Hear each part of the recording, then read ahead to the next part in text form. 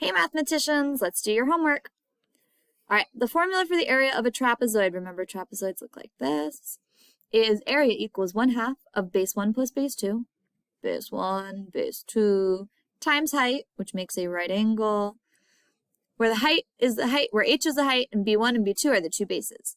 Which of the following is not equivalent to 1/2?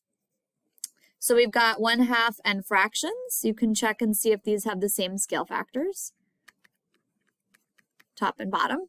And then we have 1/2 in decimals, which means you're going to have to divide them. One of these numbers will not work out, and that's one you're going to circle. What is the value of c minus 2d all over 3? Well, c is -1, so instead of writing c again, I'm going to write -1. I'm going to write my minus, I'm going to write my 2. When I see 2 and d smushed together, that means they're being multiplied. So I'm going to say 2 times d is 4, and then I'm going to do all of it over 3. So GemDust says grouping symbols, exponents, multiplication, and division. So my multiplication is 2 times 4, -1, minus 2 times 4 is 8, all over 3.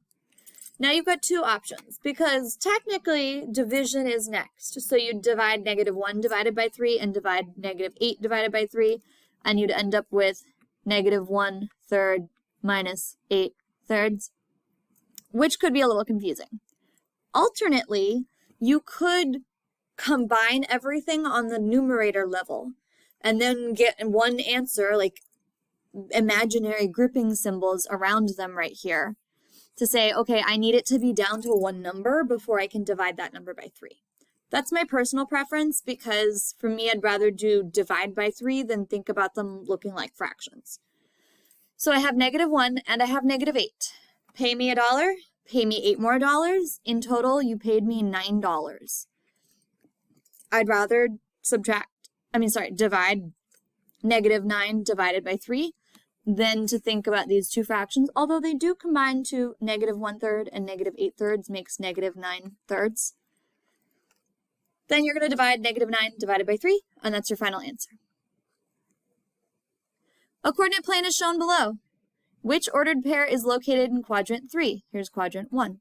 Here's quadrant 2. Here's quadrant 3. Here's quadrant 4. Quadrant 3 is my favorite one, the -1, because it looks like a sleepy owl. So find me the ordered pair that is -.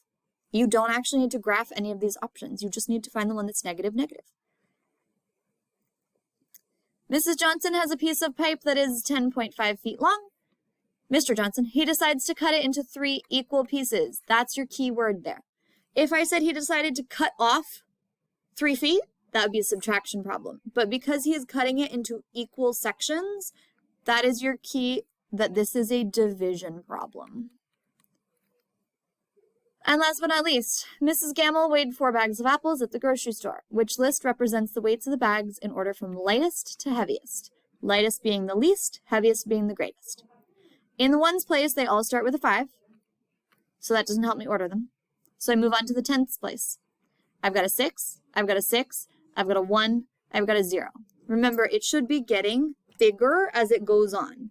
6, then 1 is not bigger than 6. So A, not my list. I didn't even look at the hundreds place yet. I can already tell from the 10th place that one's not going to work for me. Actually, in this particular problem, you won't even need to look at the hundreds place. You can find your answer by only looking at the 10th place. And now we're done with our homework.